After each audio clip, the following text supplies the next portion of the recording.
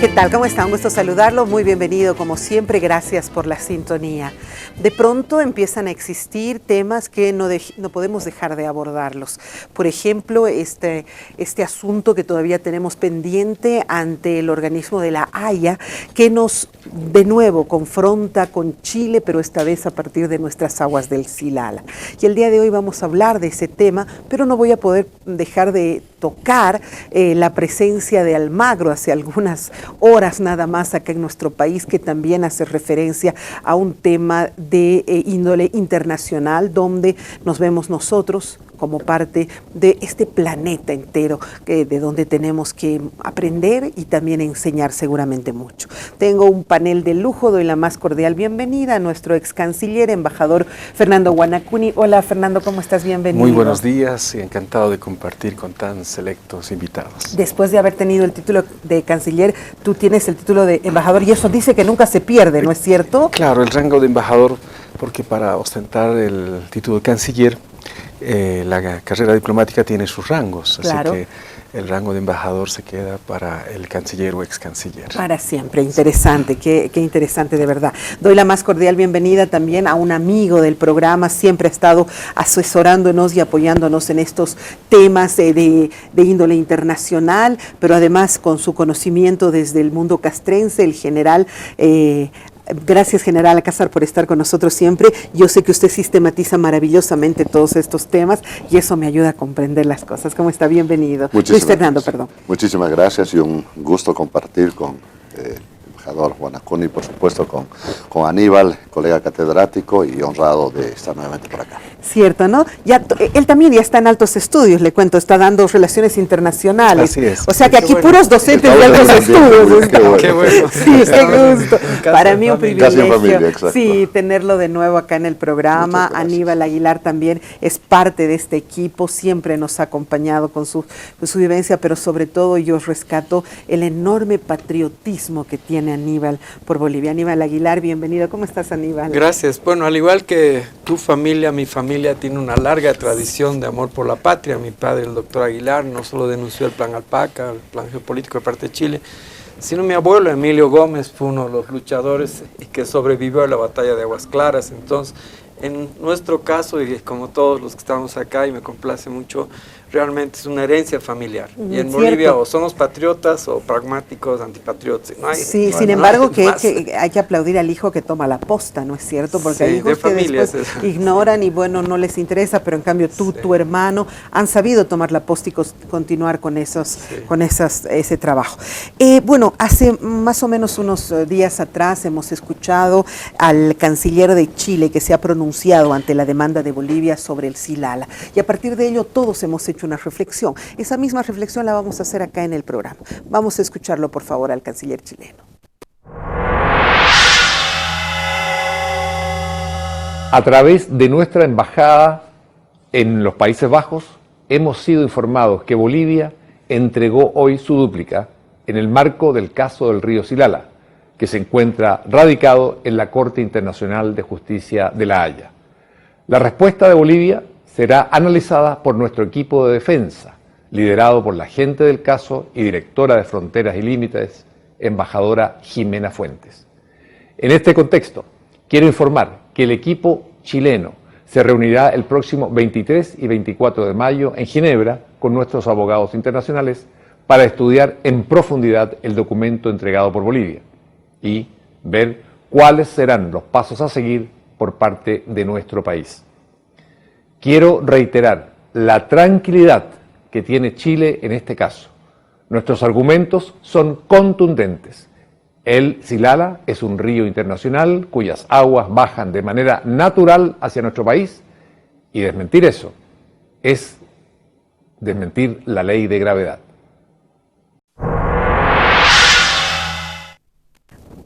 Vaya, muy contundente, ¿no? Desmentir la ley de gravedad sería desmentir de repente ese camino que tiene el río. Empiezo contigo, por favor, tienes 2 minutos, mi estimado Aníbal.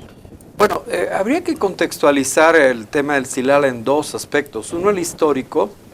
Recordamos que el caso leonino en el cual Ismael Montes suscribe un tratado como el de 1904 y de 1908 a partir de lo que fue el ferrocarril. O sea, aparentemente una suerte de concesión o un pago por haberse cedido en el Tratado de 1904, no toda la costa ni las islas, sino simplemente lo que Abraham König impuso con la fuerza, incluso las armas y desplazamiento de tropas.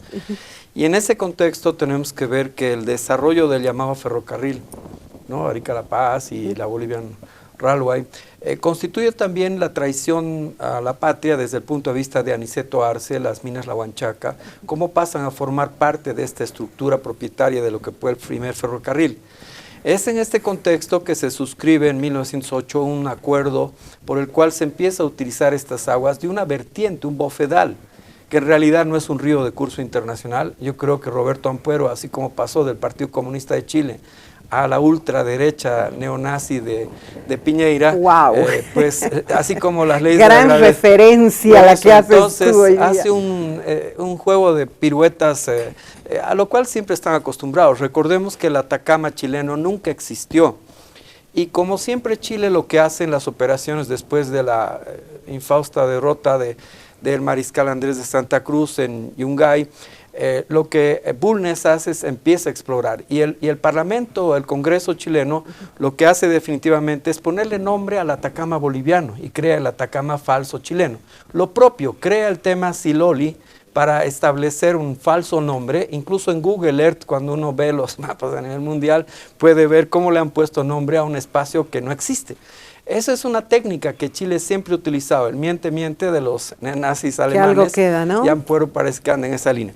Desde este punto de vista, este hecho histórico, el ferrocarril, el uso de las aguas, los ferrocarriles en la actualidad, perdón, en la historia siempre usaron máquinas de vapor, pero al pasar a las máquinas eléctricas, ¿no? y los motores eléctricos o de diésel, definitivamente ya no existe ese tipo de uso, pero persiste y lamentablemente durante el proceso de capitalización y otros procesos y en los tratados de AC22 con Goni, se suscribieron acuerdos por los cuales se entrega, digamos, el control de los ferrocarriles a la familia Luksic.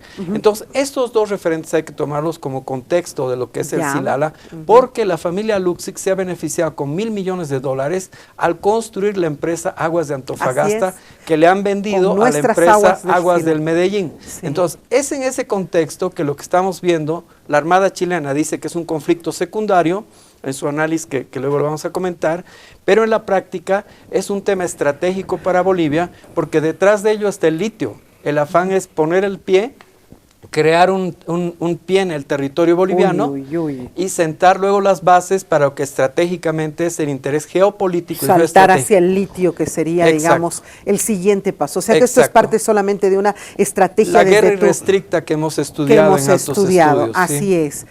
Fernando, ¿coincides con esto? ¿Esto podría ser solamente parte de una estrategia? ¿Cómo ves la postura del canciller, bueno, tu par en un momento?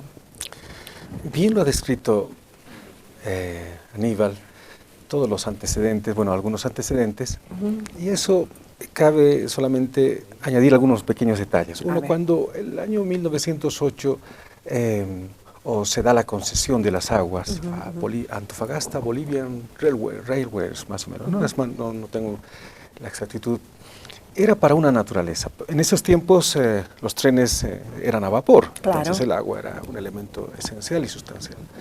En ese marco se dio la concesión, en ese marco es el permiso, la naturaleza. Entonces el agua se le concede el uso o se genera un contrato, un trato para el uso en esta naturaleza de lo que va a ser los trenes a vapor. Pero posteriormente cambia la naturaleza, los trenes ya no utilizan el agua, pasa a utilizar el diésel, etc. Por lo tanto cambia, ya no tiene ninguna vigencia por la misma característica de la cual había sido concedido. Luego, hay que ver con Chile, después del tema marítimo, el tema Silala es un tema muy sensible, muy sensible. Más aún, es de larga data y además es una avanzada, bien lo he dicho, de una proyección geopolítica. Qué peligroso. Y a eso debemos añadir algo que ha dicho constantemente el presidente, y eso vale también para toda esta estrategia que hay que empezar a entenderlo. Es una guerra económica. Por ejemplo, todo lo que pasa el contrabando, Sí, es parte de una estrategia de una guerra económica. Así es. Nosotros tenemos números, tenemos todo, como los aspectos, todo lo que llega a Iquique, todo lo que los pasos van realizando, es todo en contra de Bolivia, una guerra económica. Así es.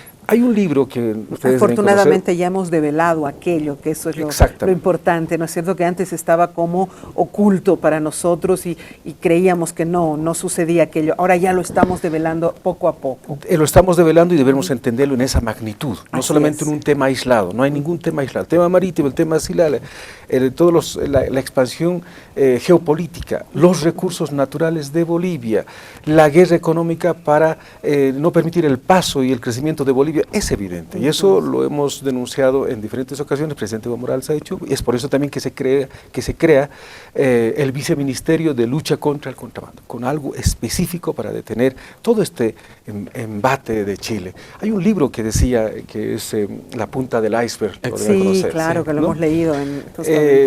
Ahí muestra y desnuda una parte de lo que es la proyección de Bolivia con la expectativa de Chile y lo que puede llegar a significar a futuro Bolivia en el crecimiento económico que está llevando adelante. Así es. Por lo tanto, nosotros para analizar el tema Silala debemos tener esa precisión de que no es un tema aislado, desarticulado, sino hay que verlo en ese contexto. Es parte de todo aquello. Nosotros ya hemos tenido de pronto una derrota entre la Haya. No creo que podamos denominarla de otra manera. Ha sido una derrota porque ha sido una determinación contraria a nuestra solicitud, entonces una derrota. ¿Qué sucede si tenemos una nueva derrota en este caso cuando vemos que hay todo un andamiaje en función de poder tener otro tipo de opciones? Indudablemente, Verónica, en este momento la población está ante la incertidumbre. Así es. De tener un nuevo desastre como el de la Haya, pero también en la esperanza de que se comience un proceso de autocrítica para saber dónde hemos fallado. En lo personal, hicimos un estudio sobre el tema del desastre de la Haya y yo encontré 80 causas. 80 causas por las cuales... de la Haya también. Sí, encontramos allí. Pero eso es un motivo de preocupación en tanto no sepamos qué está haciendo nuestro gobierno, cuál es la estrategia, el hermetismo con el cual se está administrando el tema Silala. Creo que es altamente preocupante. E indudablemente hay que considerar que hay aspectos particularmente relacionados con las políticas y estrategias que deben tener un nivel de secreto, seguro, lo cual se respeta. Seguro. Pero no podemos ser pesimistas, no decir nos va a ir mal, no, creo que no, debemos ser optimistas, más no exitistas y mucho menos triunfalistas. Sin embargo, acabamos de observar la declaración del canciller y hay una pregunta muy elemental. Si las aguas fluían por un declive natural, ¿cuál era la necesidad de canalizarlas? Correcto. Y además se ha encontrado la canalización y todavía quedan vestigios y se sigue utilizando de esa manera. Y además en el contexto histórico que iniciaba Aníbal, María del Pilar Allende es una investigadora chilena. Ella reconoce en un libro que se titula La historia de los ferrocarriles chilenos, reconoce que desde 1884 Chile ya hizo uso de las aguas del Bofedal del Quetena. Primera gran diferencia, ¿cuáles aguas del Silala? Río del Silala nunca ha existido. Y ese es otro, tenemos una serie de defectos nosotros, yo los llamo así. Si Chile dice la guerra del Pacífico, nosotros seguimos. La guerra del Pacífico. La guerra, porque Chile dice, ha ocurrido esa nosotros no bautizamos en nuestras... Claro, Chile dijo, la guerra del Pacífico entre Bolivia y Chile comenzó el 14 de febrero. Y nosotros seguimos con eso. No, ¿por qué no somos tan nos lo construye en la historia, aquí al lado. Y nosotros no reaccionamos. En el tema Silala ocurre lo mismo. Nunca ha habido aguas del Silala, son bofetadas del Quetena. Exacto. De ahí partiremos. Y nuestros diplomáticos nunca han peleado. Bolivia nunca reacciona. Estamos en un estado muy preocupante. Bofedales del Quetena. Ese es el del Quetena. Pero como Chile dijo Silala, entonces nosotros nos hemos subordinado a ellos y seguimos con ese nombre. No, debíamos crear nuestra propia historia. Y ahí refuerzo lo que siempre menciono. Hay una necesidad urgente de que reescribamos la historia de las relaciones con Chile, particularmente en el tema marítimo, que la historia que nosotros asumimos es una estructura de falacias. Por otra parte, en el tema de la punta del iceberg es evidente, ese libro es la Biblia en este momento de las relaciones boliviano-chilenas, pero nosotros descubrimos justamente en otra investigación, encontramos 126 mentiras en la punta del iceberg. 126 mentiras frente a 4 verdades. Claro, reconoce que en Bolivia entró en una fase de estabilidad política, en una fase de una economía bonancible, evidentemente hay una estabilidad económica, pero agarrada de esas 4 verdades de la punta del iceberg, hay exactamente 126 mentiras. Presentamos las 126 mentiras detalladas, estructuradas, respaldadas, y absolutamente nadie nos dio importancia. Entonces, igual nosotros debíamos haber publicado claro un que libro sí. que diga, señores, las mentiras de esto, claro. Las mentiras de la punta del las iceberg. Mentiras del punta del iceberg, claro igual, que sí. Y fue paralelo al tema de las 250 agresiones de Chile, que igual publicamos, y bueno, fueron 4 personas que nos dieron importancia. El problema en Bolivia es que no tenemos planificación estratégica, somos muy presentistas, debíamos tener ya nuestra proyección. Fíjense, la presentación de la demanda de Chile por el tema Silala, coincido plenamente con nuestros compañeros, no obedece a una iniciativa coyuntural, no, obedece a una planificación. Los estudiosos de lo que se llama la guerra irrestricta, los principales estudiosos del mundo es un coronel chino y un coronel chileno. Cuando hablamos de que estamos en guerra, el otro día expresaba esto en la universidad, y uno me decía, ¿cómo va a decir, general, que estamos en guerra? ¿Sabe qué le digo? El estar en guerra no implica el uso del poder bélico. No, es un sistema planificado que también entra el poder militar, pero es un problema económico, comercial, de comercio exterior, esa es mi tesis. etcétera. Pero aún hay otro nivel de guerra, que es la guerra híbrida. Sí. Que es un siguiente escalón de la guerra irrestricta, en el cual, y me agrada mucho escuchar acá de Fernando ese tema, se reconoce que no solamente es la parte del poder militar o poder económico, es deportivo, social, psicosocial, tecnológico y en fin de todo, ¿no? Pero el problema en Bolivia es que apreciamos cada una de esas facetas en forma individual. Como Tenemos que ser archipiélago. en forma conjunta. Yo decía en una otra entrevista, el abogado no siempre es buen geopolítico.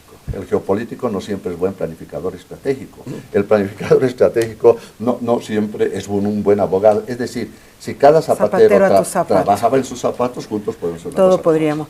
Qué fundamental todo a lo que usted hace referencia. De verdad deberíamos hacer un libro que responda todas estas falacias que se han escrito, y qué pena que circunscribamos el conflicto bélico a tener solamente problemas de disparos, ¿no es cierto? La guerra convencional. Mi tesis ha demostrado que nosotros estamos en una guerra perdiendo la guerra económica con Chile, o sea, ya estamos perdiendo la guerra. Ahora, Aníbal, yo te escuchaba, te veía muy vehemente mientras ellos. ¿Quieres responder a alguna de las alocuciones? ¿Quieres complementar? Concuerdo plenamente en términos generales. Quisiera hacer algunos aportes a la reflexión conjunta que estamos haciendo. Y esta es una demostración que, partiendo de visiones, percepciones o profesiones, cuando varias mentes se conjuncionan y empiezan a tener una visión holística y no parten de las emociones, las subjetividades o los deseos.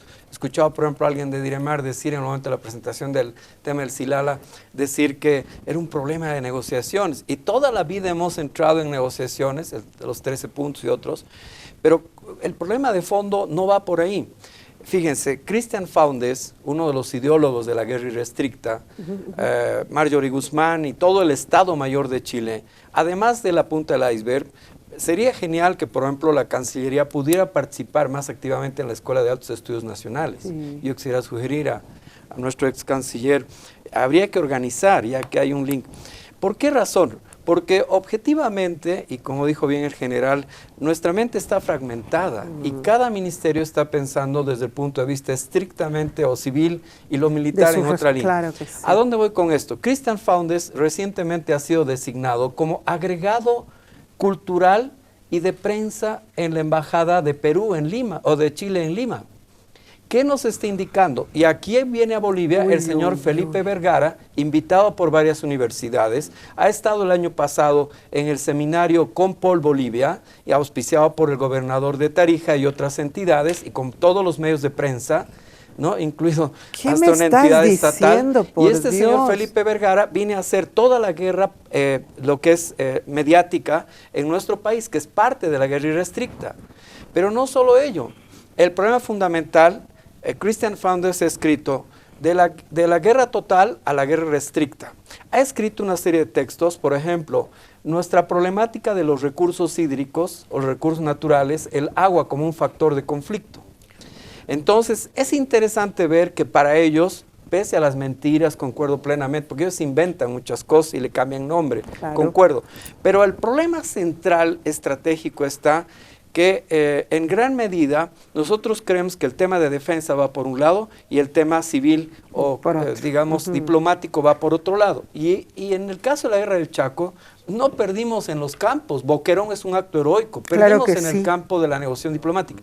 Y en este caso, me parece que hay un error estratégico que no ha sido bien asesorado las entidades gubernamentales, ha sido el caso Quiborax, que lo hemos analizado como parte de la perspectiva en nuestros estudios. Y el hecho de haber articulado con Andrés Hanna nos da un pie falso, porque objetivamente nos hace pensar que lo que se puede tal vez charlar o conversar en ciertos espacios y tal vez evitar algunos conflictos en el CIADI, eso se va a replicar en el campo del Silala, lo cual no es cierto, porque el problema central, Chile está desarrollando una acción total hacia Bolivia, informática, tecnológica, económica, política y militar. El caso concreto, por ejemplo, para no ir solo al tema del contrabando, que me parece un buen aporte, termino con esto. Mapiri está siendo explotado sin permiso por un funcionario de la mina escondida que controla toda la población de Mapiri, cerca a las concesiones de Cofadena. Y sin permiso de la JAM, están controlando el oro. ¿Qué quiero decir con ello? Que si Chile, como el caso peruano, controla los factores económicos, si digamos llega a controlar Ferreco, Fecomán, las cooperativas auríferas de La Paz, controló el eje estratégico. Claro, y si la empresa Aguas de Lillimán, La Paz Limpia, manejada por un ciudadano chileno, un gran operador en el Alto, controla los actores sociales, no sé a dónde vamos a ir. Esa es la guerra irrestricta que ya le estamos viviendo, frente a lo cual es absolutamente real. Y desgraciadamente la tienen así muy por debajo, nadie la desenmascara, y creo que acá ha sido uno de los pocos programas donde constantemente hemos ido desenmascarando e identificando quiénes son esos personajes que están involucrados. ¿Qué opinas, por favor? Yo te veía anotando y creo que tienes respuesta a algunas de las... Algunas respuestas y algunas también aportaciones. A ver. Primero, en el tema de al acudir a la Corte Internacional de Justicia de la Haya, nosotros tenemos que cumplir un protocolo irrestricto, es decir, el cumplimiento de un Estado. Y uno de ellos es la confidencialidad, es muy importante. Es por eso de pronto esa reserva que se está dando. Hay una reserva precisa en el protocolo que nosotros hemos firmado, somos parte, y quienes acudimos aceptamos explícita e implícitamente. Es un poco la respuesta que le da a Fernando por el hecho de que se está guardando extremada reserva. Esa es la razón jurídica por la que no se puede difundir nada hasta que llegamos a la etapa de los alegatos orales. Es ahí donde ya se pone al público y no todo. Incluso antes de eso, los países pueden decir, esto queremos que se ponga en público y estos no. Porque obviamente los intereses no se acaba ahí. Por ejemplo, el tema marítimo no se acaba, eso va a continuar. Por lo tanto, hay ciertos documentos que son de alta confidencialidad para interés del Estado que no permite que se difunda, aunque haya acabado, en este caso, la demanda, ¿no? Con la sentencia. Entonces, este es un tema muy importante que la población debe saberlo, porque uno puede decir... Es una exigencia. No se puede debatir por los medios, no se puede... incluso por estrategia mismo, ¿no? Por estrategia, es algo, nosotros no podemos estar, digamos, difundiendo los pasos precisos, eso sería, pues, evidenciar nuestra estrategia interna jurídica. Y además, ¿no? Guerra anunciada no mata soldados. No, así dicen, ¿no? Es verdad. Y segundo, el presidente Morales, desde que entró, ya se inició todo un proceso también de perspectiva geopolítica. Rápidamente, por los tiempos. Sí, por favor. nosotros estamos viviendo una emergencia multipolar en este momento, en el mundo. Hay una emergencia multipolar. Eso se está notando en este momento, por ejemplo, el anuncio del día de ayer, por ejemplo, de que de Google y Huawei, cómo se está cerrando, hay una guerra económica entre Estados Unidos y China. En este preciso momento se está llevando adelante. ¿Por qué? Por una sencilla razón. La hegemonía unipolar de Estados Unidos ya no está. La emergencia de China y otros estados como de Asia, Rusia, etcétera, están empezando a cuestionar esa hegemonía unipolar. Estamos emergiendo en una emergencia multipolar, es decir, varios polos. Y en eso esta guerra económica entre Huawei y Google que estamos llevando a cabo en este preciso momento está desnudando esto. ¿A dónde vamos esto? El único proyecto mundial presentado hasta el momento, un proyecto mundial en esta nueva etapa económica, es la de China. One Road, One Belt, es decir, la nueva ruta de la seda económica que ya ha sido planteada al mundo. Y en ese contexto Bolivia ha planteado también, por eso existe una planificación estratégica geopolítica también desde Bolivia, desde el gobierno de Evo Morales. ¿Cuál es? El nuevo corredor del Capajñán, la ruta del corredor ferroviario bioceánico de integración desde Brasil, Bolivia a Perú, que eso es algo muy importante, que antes había planteado por otros lugares. Y el nuevo planteamiento que hacen los de Mercosur, es decir, la carretera que pasa por Chile. Es decir, todo esto es un proceso de estrategia. ¿Quién, con quién, cómo? Estamos midiendo fuerzas en este momento para el futuro. ¿Cómo se va a reconfigurar? ¿Por qué acudo a este plan One Road, One Belt? Chile, hasta ahora, después de todo que nos han cerrado, nos han quitado la cualidad marítima, geográfica, todos los productos que necesitamos entran por Chile. Y obviamente tienen el monopolio y la hegemonía y etcétera, y miden en qué momento y de qué forma va a pasar. Cuando se convocó al mundo One Road, One Belt, Chile estuvo presente en la primera reunión, Bachelet. Es por eso que nosotros ya desde que me tocó, desde el 23 de enero del año 2017, apuntamos para ser parte de este plan, porque no podemos quedar al margen, porque si ellos se insertan, van a seguir siendo la puerta para Bolivia, de todo lo que va a entrar y salir. Entonces, hay una planificación. Este corredor, pues, es también parte de esa estrategia geopolítica para el país. Ok, importante saberlo, Fernando, importante que nos hayas dado esos dos referentes, uno de la discreción que se debe mantener en la reserva y el otro de la estrategia. Tengo que hacer una pausa obligatoriamente, enseguida regresamos, vamos a seguir hablando del tema y al final también tocaremos el asunto del macro. Ya volvemos.